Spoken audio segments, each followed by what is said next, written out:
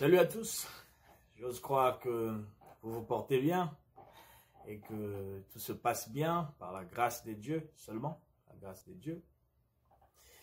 Voilà, sa grâce, sa bonté, son amour, voilà, j'espère qu'il continue à vous aider, que vous ne le reconnaissiez, vous ne le voyez ou pas, j'en suis sûr qu'il le fait, et que son amour soit avec vous.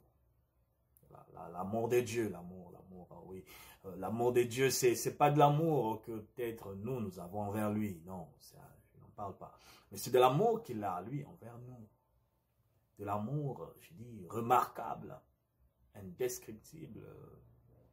Je dirais, bref, un peu plus. On va voir quelques exemples, bref. Mais c'est de l'amour qu'il donne, qu'il est d'abord, mais qu'il donne, qu'il manifeste.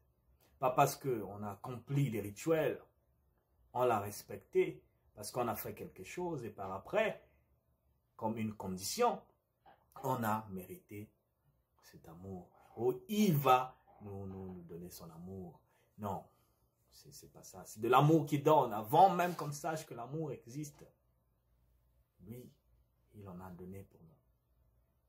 Et voilà, il le manifeste de beaucoup de manières, en envoyant son Fils qui vient, sa parole et son esprit, de la lumière au milieu des hommes, qui vient tracer le chemin, qui vient nous montrer qui est Dieu et comment vivre et être avec lui, et casser ce blocus qu'il y avait entre les hommes et racheter du péché par nos ancêtres pour vivre de nouveau, mais encore mieux et meilleur avec Dieu pour l'éternité. En tout cas, c'est de l'amour, que de l'amour, rien de plus. Il ne demande pas plus, il ne demande pas de faire ceci, faire cela, non, que de l'amour. Et par cet amour-là, rien n'est bénéfique. Tout est bénéfique que pour ceux envers lesquels il vit, enfin il manifeste cet amour. Et en particulier pour les choses qu'il prévoit. Oh, quelle bonté et bonheur de vivre avec Dieu pour l'éternité. Alors que son amour soit avec vous, ici-bas jusqu'à la fin de votre vie, mais également qu'il vous accompagne jusqu'à l'au-delà. Et voilà. Alors aujourd'hui, c'est un passage, comme toujours, les enseignements de Jésus. Un passage dans le livre de Matthieu. Nous allons lire dans Matthieu 23, verset 27. Nous pouvons commencer un peu,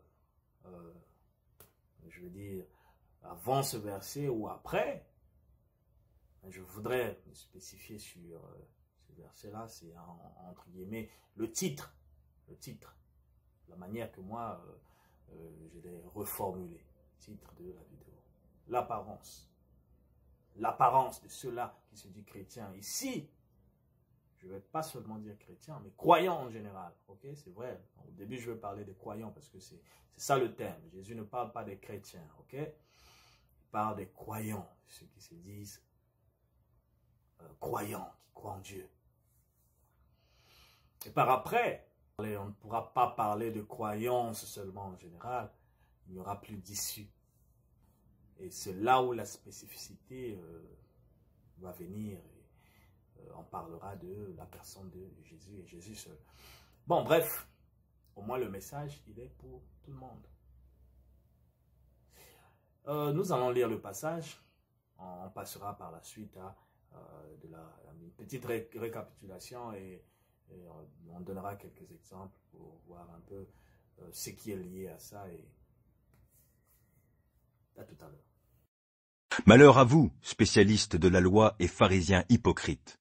Vous êtes comme ces tombeaux crépis de blanc, qui sont beaux au dehors. Mais, à l'intérieur, il n'y a qu'ossements de cadavres et pourriture.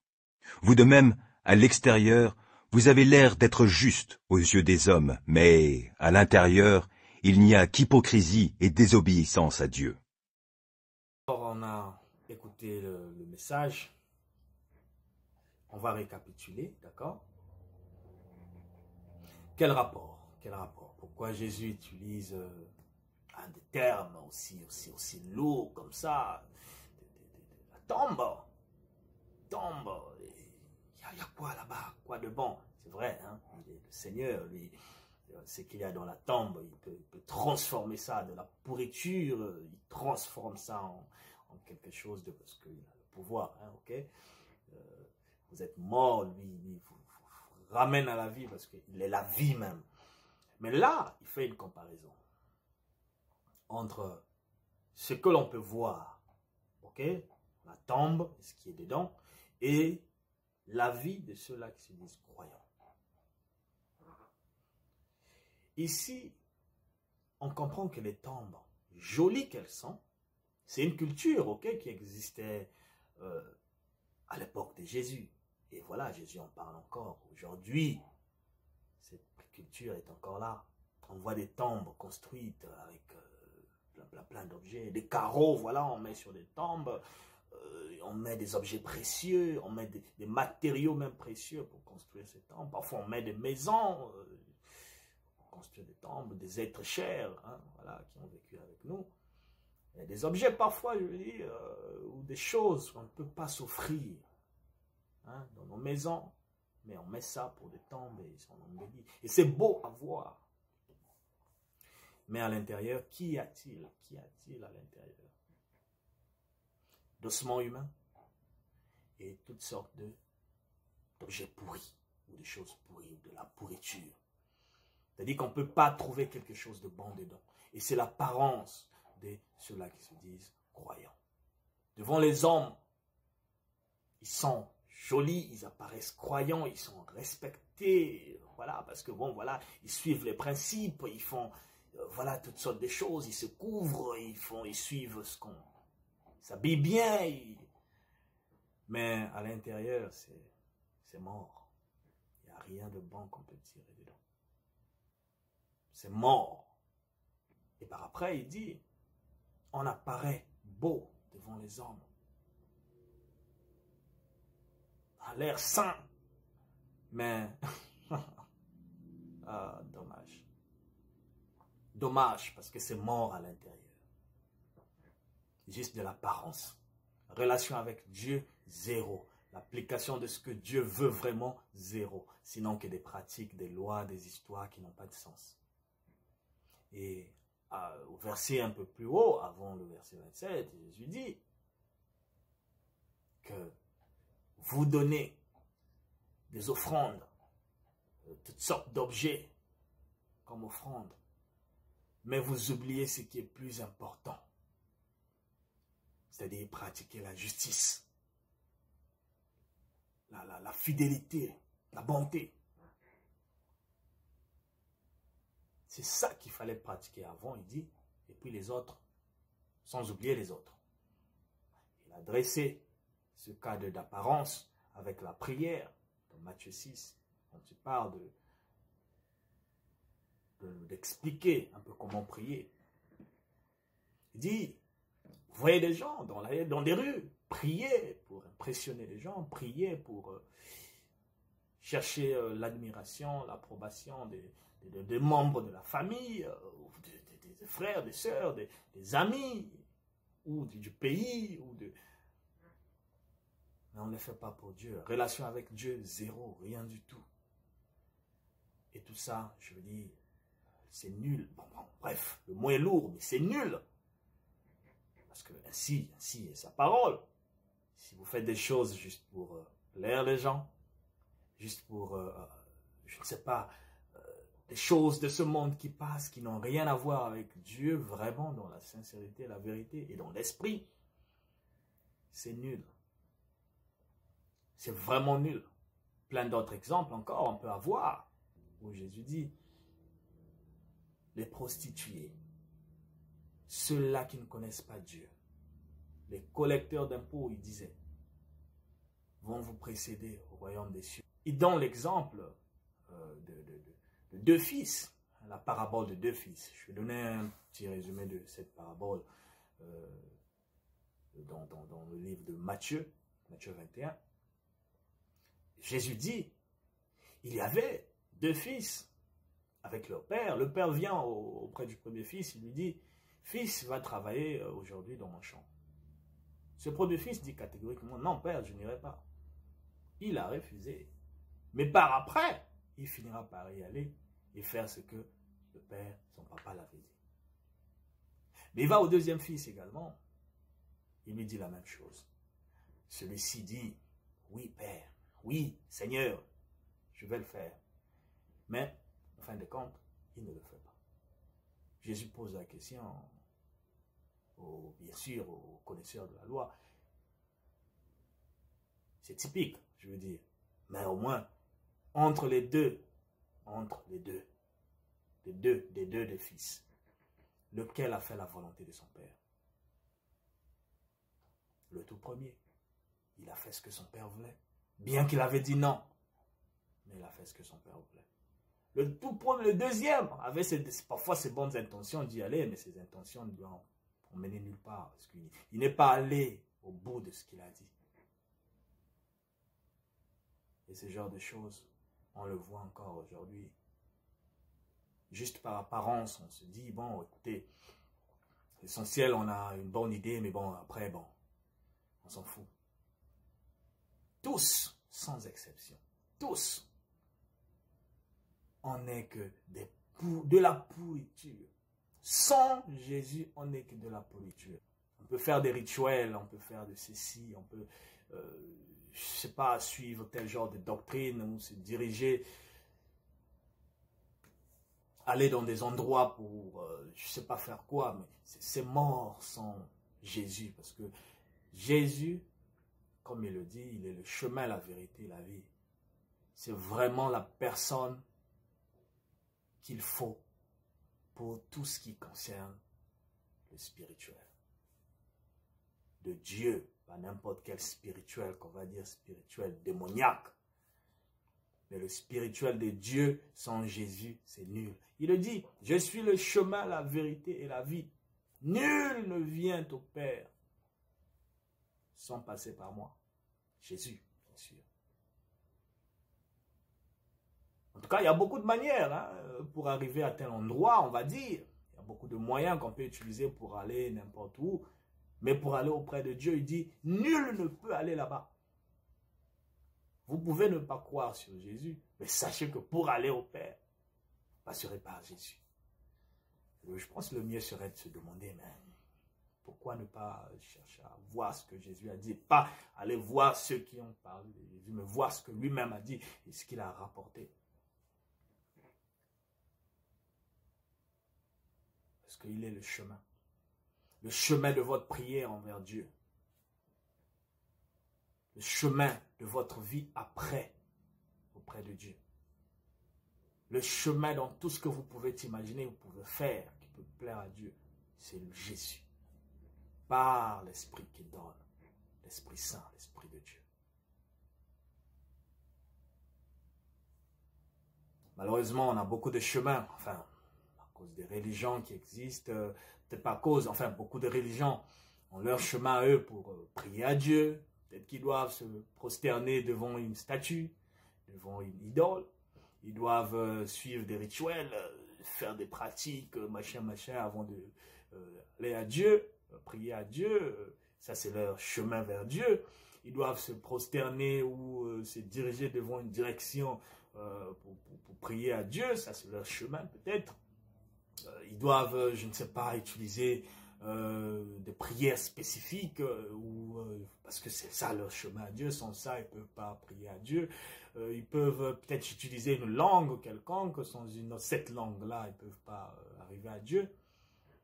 Ah, Jésus dit, je suis le chemin. Et quand tu as ce chemin-là, tout le reste là, ça n'a rien à voir. Parce que tu as le chemin. Et ce chemin-là, c'est lui qui l'aide et qui emmène à Dieu. Je voudrais bien encourager beaucoup à considérer les enseignements de Jésus, à demander l'Esprit de Jésus. S'il est vivant, il n'est pas pour juste plaisir ou dire, bon voilà, il est vivant et puis bon, ça s'arrête là. C'est pour quelque chose. Mais c'est pourquoi? Et il doit revenir pour quelque chose. Beaucoup de gens savent pourquoi il va revenir. Mais pourquoi il est vivant? Il pouvait bien être mort et puis bon, Non, il est mort pour quelque chose de précieux. Et il revient. Maintenant, cherchons à le connaître parce que tout le monde doit passer par lui. Tout le monde doit passer par lui. Et pour ceux-là qui sont sérieux avec Dieu, vraiment sérieux, pas pour plaire aux gens, qui prient ou qui font des choses pour l'admiration des gens. Non, ça c'est pas de la sérénité. Ils sont sérieux avec eux-mêmes, ok? Ils sont sérieux avec les autres, ils ne sont pas sérieux avec Dieu. Je dois être clair là-dessus. Mais qui sont sérieux avec Dieu. En esprit, en vérité. Rassurez-vous, si vous cherchez de la vérité, vous allez la trouver parce que Jésus dit, je suis la vérité. Et il se manifestera. Mais si vous croyez que vous avez la vérité, peut-être, ou une vérité quelconque, et que vous n'avez pas besoin d'en connaître, vraiment, comment l'inviter? Jésus qui est la vérité dans votre vie. Mais si vraiment vous cherchez la vérité, vous allez, et vous finirez par y arriver. Ça peut être difficile parfois, je sais, il y a des gens qui... on arrive et ça leur coûte la vie. Ils doivent tout abandonner. Ou grâce, ou je veux dire à cause de la vérité. Mais bon, bref. Je voulais juste souligner ce passage de tombes. Vous n'êtes pas être juste des tombes, des gens qui font des choses, suivent des règles pour plaire aux gens. Mais pas de connexion avec Dieu parce que tout est mort. C'est comme des tombes, précieux, on peut voir. Mais il n'y a rien de bon dedans. Ça n'a rien, ça ne vous emmène rien. Vous êtes comme des morts. Vous n'avez pas d'alternative, d'issue. Et oui, sans Jésus, il dit, sans moi, qui suis le chemin, vous n'irez nulle part. Cycle infernal, vous tournez en rond et vous ne pouvez rien comprendre. On va me dire, bon, tu es trop, voilà, comme on dit, strict là-dessus. Non, c'est Jésus qui le dit, ce n'est pas moi. Je n'interprète même pas, je dis seulement, il dit qu'il est le chemin, la vérité et la vie. Pas qu'il était le chemin, non. Que voilà, son temps était passé, ou il y a 2000 ans qu'il était le chemin. Il est le chemin. Et il dit, je suis l'alpha et l'oméga. Le commencement et la fin.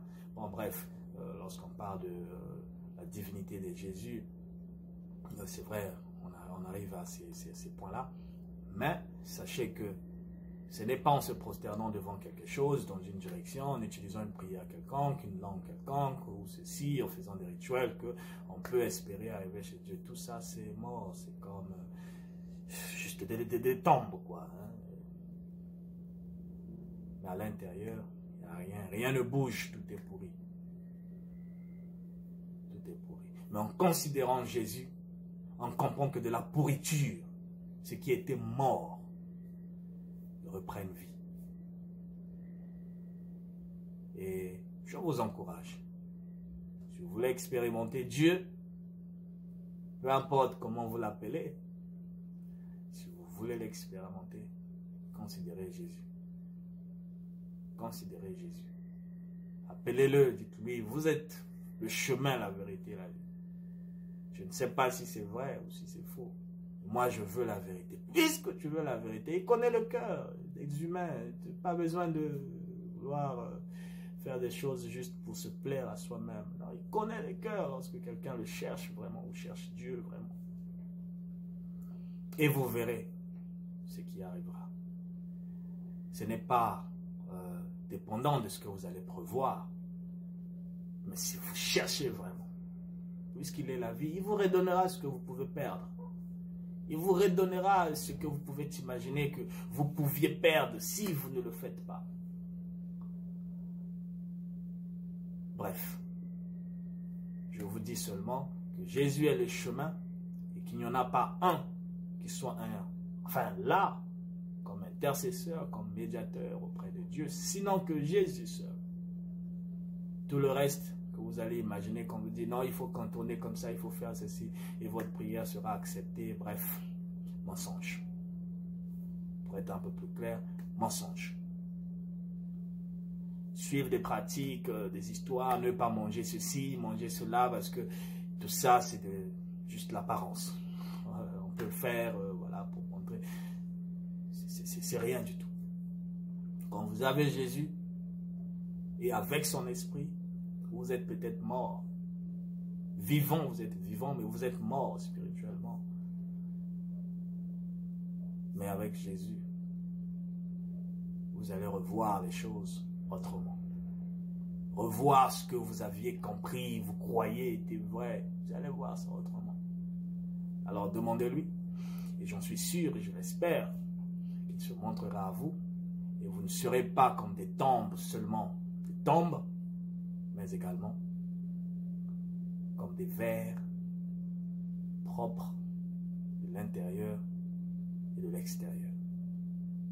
Je vous souhaite une bonne journée et une bonne marche avec Dieu, et que Dieu vous bénisse. Merci.